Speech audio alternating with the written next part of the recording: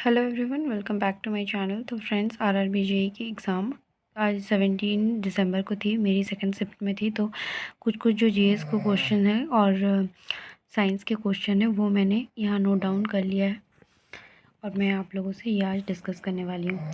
तो चलिए देखते हैं।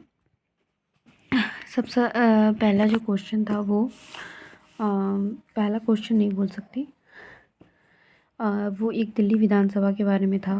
फिर एक दोबन सोडा का जो फार्मूला है वो पूछा गया था।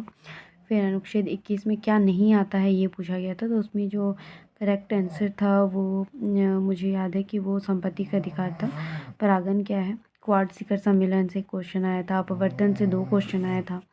जल का अपवर्तनांक क्या होता है, इस तरह का एक क्वेश्चन आया था। फिर द्विविस्थापन अभिक्रिया के समीकरण, वो उससे 2 क्वेश्चन आए थे। फिर पौधों के भागों को लेकर साइंस रिलेटेड बायोलॉजी में बहुत सारे क्वेश्चन आए थे। पैरा ओलंपिक से मेरा जो शिफ्ट था और उसमें मेरा जो था वो मेरा पहला क्वेश्चन पैरा ओलंपिक का ही था। आगे हम जानेंगे कि पैरा ओलंपिक से क्या क्वेश्चन मुझे आया था। तो चलिए देखते हैं। नेक्स्ट है कि आसूत जल का पीएच मान 7 से कम होने पर क्या होगा, इस तरह का क्वेश्चन आया था। फिर एकता किस से संबंधित है? राज्यसभा में सदस्यों को कितने सदस्यों को नॉमिनेट करते हैं? फिर कपिल परमार जो है 2024 पैरा ओलंपिक में किस खेल से संबंधित है? H+ आयन क्या है? अनुच्छेद 239 किससे संबंधित है? मैग्नाइट से संबंधित कौन सी क्रिया है? अवतल दर्पण में वस्तु को रखने की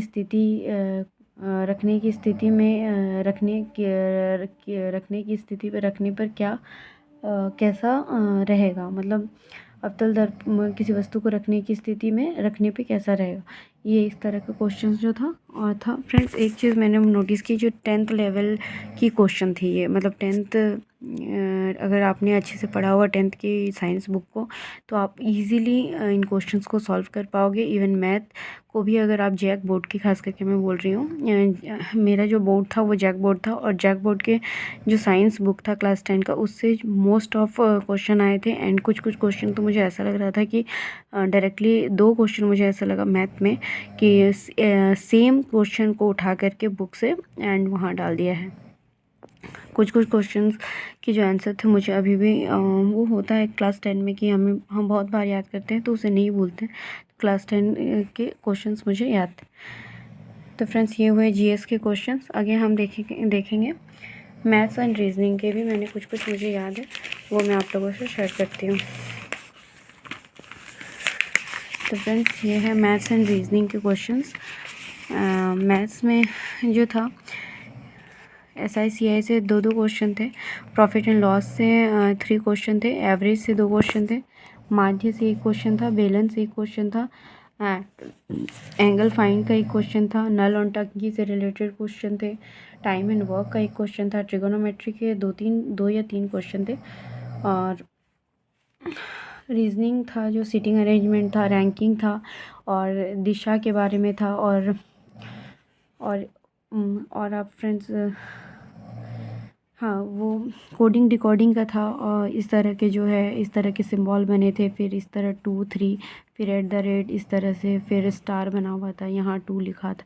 इस तरह के जो क्वेश्चंस थे आए थे और उस पर क्वेश्चन पे लिखा था कि कौन कौन से, आप अगर लेफ़्ट से राइट की तरफ जा रहे हैं तो कौन से नंबर के आगे, कितने नंबर के आगे सिंबल कुछ है वो आपको लिखना था। 4 था या 3 नंबर के आगे आपके इस तरह के सिंबल आ रहे हैं, तो इस तरह के सिंबल्स को गिन करके और उसका आंसर देना था। तो क्वेश्चन काफ़ी ज़्यादा टफ मुझे नहीं लगा, बी ऑनेस्ट। क्वेश्चंस बिल्कुल भी टफ नहीं थे। अगर आप 10th लेवल के मैथ साइंस को करके जाते हैं और करंट अफेयर्स को, गेम्स को देख लेते हैं, नृत्य को देख लेते हैं, टेम्पल्स को थोड़ा बहुत पढ़ लेते हैं, तो क्या है कि आप CBT 1 को क्लियर कर सकते हैं, मुझे ऐसा लगा। अब मेरा जो क्या रिज़ल्ट आएगा मुझे भी नहीं पता है। आज जो मेरा एग्ज़ाम था ओके ओके था, बहुत अच्छा नहीं और बहुत बुरा नहीं, मैं नहीं बोलूँगी, बट मुझे इजी लगा। तो फ्रेंड्स, आगे जिनके भी कल एग्ज़ाम है उनको ऑल द बेस्ट। अपनी जो एग्ज़ाम है उसको जितना हो सके बेस्ट दीजिए, क्योंकि मैंने कोई बहुत ज़्यादा प्रिपरेशन नहीं किया था। मैं बस टेस्ट सीरीज़ लगाई थी और टेस्ट सीरीज़ लगा के ही मैं एग्ज़ाम लिखने के लिए गई थी। मैंने एक्स्ट्रा कुछ भी नहीं पढ़ा है, जितना से जितना सका मैंने कम टाइम पे टेस्ट सीरीज़ को लगाया। आगे के लिए फ्रेंड्स नेक्स्ट वीडियो में मिलते हैं। Till then keep learning and keep exploring.